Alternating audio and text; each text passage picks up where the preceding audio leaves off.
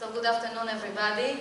And before I start my presentation, I would like to thank my colleagues for this presentation, Dr. Abiv and Lior, that are sitting here for sharing the information. So I would like also to thank the scientific committee for letting me be here and present the talk. This is the hospital I'm coming from, Rambam Medical Center. It's located in the north of Israel, in Haifa, up in the north, serves as a level 1 trauma center for 9 hospitals that send severe trauma patients to our hospital, and actually this is the entrance to the emergency department.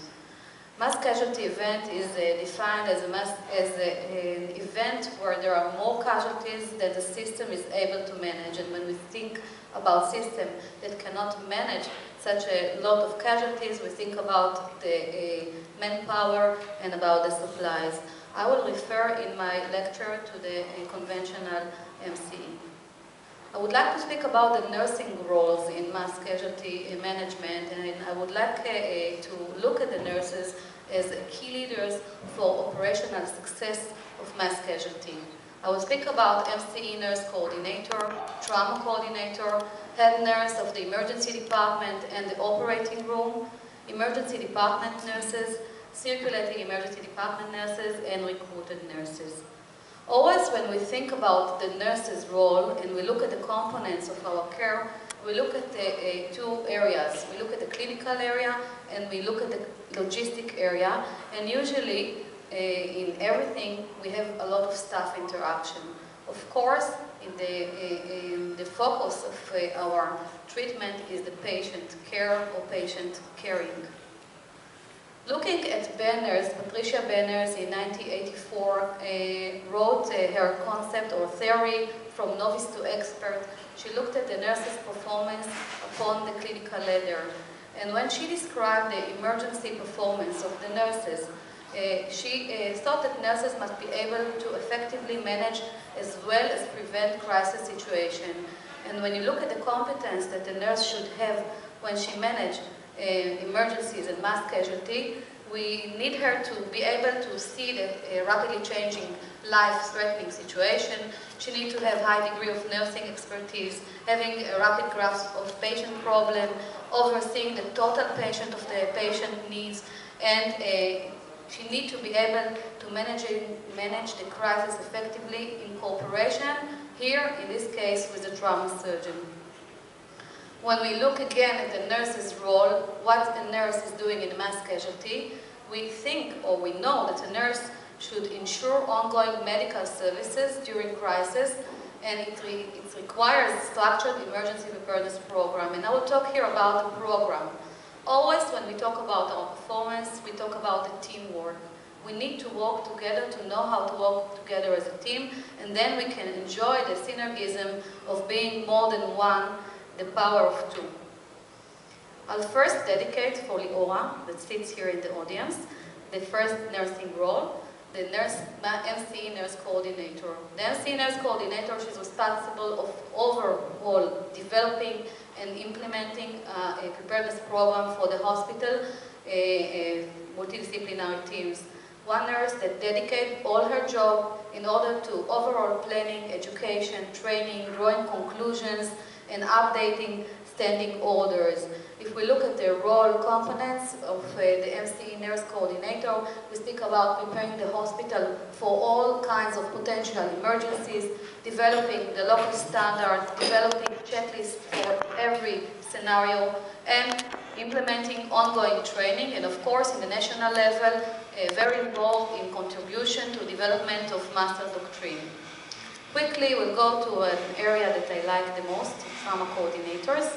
And the trauma coordinator usually treats one trauma patient, and when we come to mass casualty, in order to define the role and the difference between the role of the trauma coordinator and the head nurse of the emergency room, the trauma coordinator is responsible for overall quality assurance of the treatment during MCE. She helps in treating severely injured patients. She supervises and helps the trauma surgeon to see the usage of imaging services like imaging services, OR priorities, and ICU admissions, and also sometimes patient secondary transfer. She coordinates a medical debriefing, especially for the complex patients, support the family and collaborate with the Public Information Center, and the day after or a few hours after, perform a secondary survey amongst the hospitalized patients. And here I can dedicate it to Sik and Chen.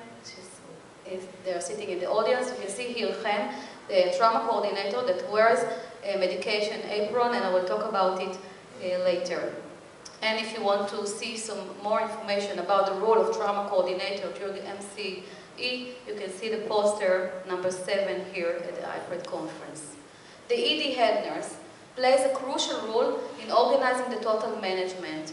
Actually, when you look at her role, you see that she is involved with everything, starting with the ER nurses, helps with their specific roles, mobilize personnel according to the local needs, communicate with families, coordinate rapid transfer of patients from the ER to the hospital wards, and together with the ER medical director, responsible for the debriefing that is done immediately after action, as well as emotional support for the healthcare team. When you look at the nurse's role inside the emergency department, usually we divide 5 important nurses' role that plays a key role during mass casualty. First nurse needs to evacuate immediately the patient when we receive the notification. We need to get personnel. We need to organize the equipment, to open other necessary additional treatment sites, and the last nurse in charge of quality assurance, rotating ED nurses, meaning help all the nurses that come to help us during mass casualty. All of them work within protocols and guidelines and checklists. It's not a lot of nurses, but think that in one shift we have about between 8 to 10 nurses to do the whole job. I would like to speak a little bit about a new term that we find out during the last Lebanon war in 2006. Think about the very small amount of nurses that we have every shift in the emergency department, between 8 to 10. When we have to receive 20, 50 patients immediately within 5 minutes notification, we need to recruit nurses.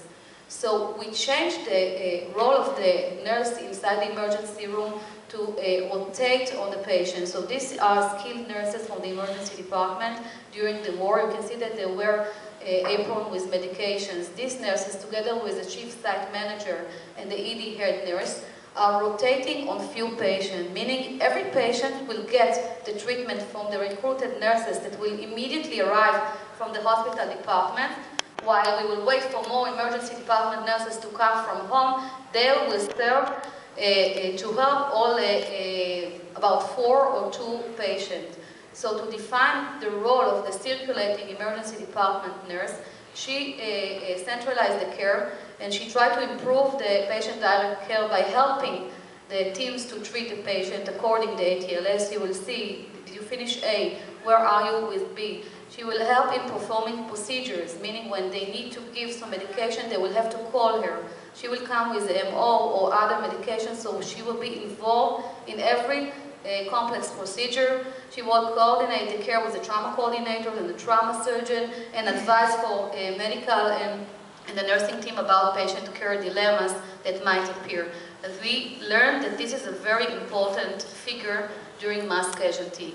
Of course, we have the operating room head nurse that plays a crucial role in organizing the OR. She's responsible of preparing the OR. She coordinates rapid transfer of patients from the OR and to the OR. And together with us in the trauma unit, she helps to confirm damage control operations in patients that are not stable, to stop the operation, bring them to the ICU, and then bring them again to continue the operation.